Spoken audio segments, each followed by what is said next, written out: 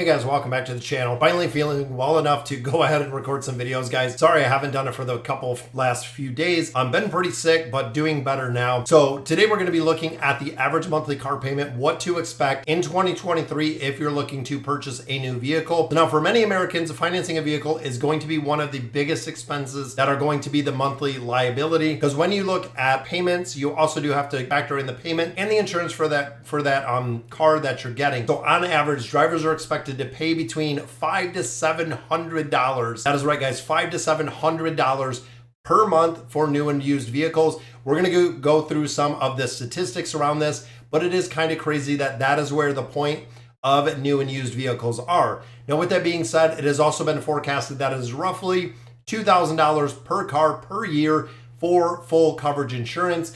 Now, this comes, of course, the payments are not only driven by the price of the vehicles actually being much higher, which accumulate to the monthly payment, but then you couple on top of that the much higher interest rate that people are paying. It is really a lose-lose situation if you're looking to borrow this for the car. So now in addition, guys, if you have poor credit, it is another kind of higher factor where when you look at that BC tier credit, you might fall into a 10, 15, even 20% rate, depending on what you're looking for. So some of the stats. So this is part of the interesting part, guys. The average monthly payment for a new car is $716. Now take into account, think about your car payment. If you have a current car payment, what are you currently paying? My new car, I know, was 600, almost 600 even. It was about 602. That is kind of crazy. Average monthly payment for a used vehicle is $526. That is right, guys, over $500 for a used automobile. Now, 40% of the vehicles financed in the fourth quarter were new. So still 60% used, 40% new, which again is kind of an interesting dynamic, meaning that a majority of Americans are still buying used vehicles to really cover the cost. Now, one of the interesting points of this article, credit union financing made up 30% of all auto loans. Now, personally, knowing the rates of both dealerships, knowing the rates of banks, knowing the rates of credit unions where I work, we have a better rate.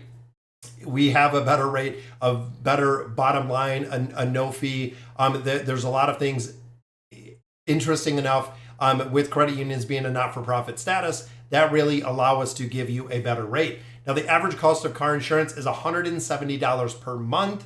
New loan amounts were up 4% compared to last year. That is right, guys. So we are still seeing a price increase when it comes to the vehicles. And with the price increase coming with the vehicles, now it is a lot more expensive. So SUVs and wagons increased the financing share, hitting 61% in the fourth quarter of 2022. That is right, guys. 61% of Americans are financing SUVs and wagons, which is kind of crazy to think, you know, when you look at the new cars and the used cars, 61% are the SUVs. So how much are people putting down? Like a majority of people I see, they're not putting anything down. So literally they are doing the 100% financing when you drive it off the lot. It is going to lose 10 to 15% of the value, which means literally you buy the new car, you drive it off the lot, it is immediately underwater. This is the reason why you got to have a down payment.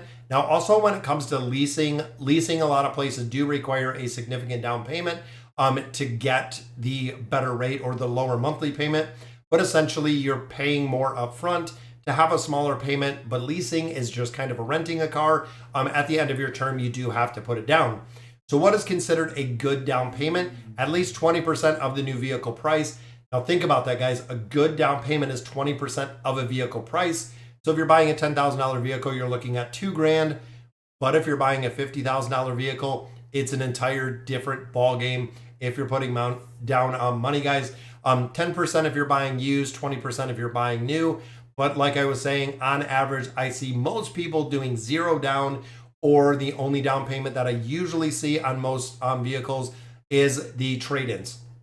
That's what we see. So on average, drivers are putting down $6,700 for new vehicles, $3,900 for used vehicles. So again, not getting close to that 10 or 20% down. If you're putting $6,700 down on a new vehicle, and I'm not sure if that does include any dealer incentives, but $7,000 down on a new vehicle, prices with the vehicles range, you know, from usually 30, 40,000 plus, which is kind of crazy. Those buying new vehicles paid 30% more in their entirety than they did in 2021.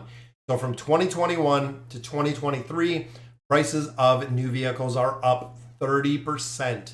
That is right, guys. You're going to pay 30% higher for those, which again is kind of crazy to think. So looking at some of the typical loan amounts. So new vehicles, the average loan amount for a new vehicle is $41,000, which at 6%, which is a pretty good rate. On average, again, that is the average rate, 6%, puts your monthly payment at $716.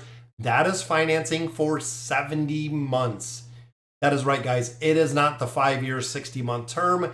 5-year, 60-month term, your payment would be a lot higher. So again, this is on average. So monthly payment, new car, $716 a month. Loan amount, $41,000, 6% interest rate, comes out to around 70 months that you're going to be paying for this car. Used vehicles, average is $526.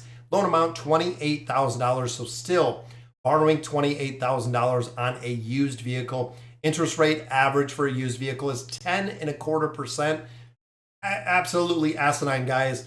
With a credit at the credit union, you can actually come in and get one for 5.49 instead of 10.25. But again, depending on credit, and the loan term on these ones is 68 months, so about a month shorter. But the payment is only less than $200 less. But the total amount balance or the loan amount is about $13,000 less on used vehicles. Used vehicles, we are still seeing a very, very high ticket price for. So now looking at credit scores, this is again one of the interesting parts. The average monthly car payment by credit score. So if you're running that A+ credit, you're looking at a 683. If you're running the 661, so kind of the B tier credit, you're looking at a 723. When you start getting to the C tier, you're actually looking at about a 750. And even when you go down further, it gets higher and higher and higher based on the payments, based on the loan amount.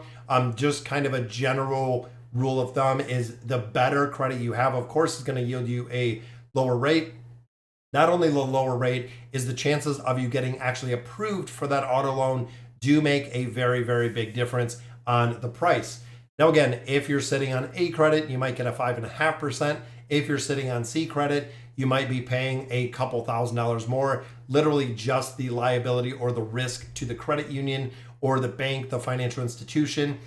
And again, looking at the average terms, this kind of drives me crazy, guys. Even looking at the price and the monthly affordability when it comes to a car, the average term on a new car is 64 months with A+ credit. When you look at non-prime or subprime, the BC credit, they're actually going 74 all the way up to 75 months. So again, what they've essentially done is taken the cost of the vehicle, they've stretched it out over a longer term, because now you're not doing 5 years, now you're not doing 6 years, now you're coming up on 7-year financing, which if you, depending where you live, it can really vary greatly how long this car is going to actually last.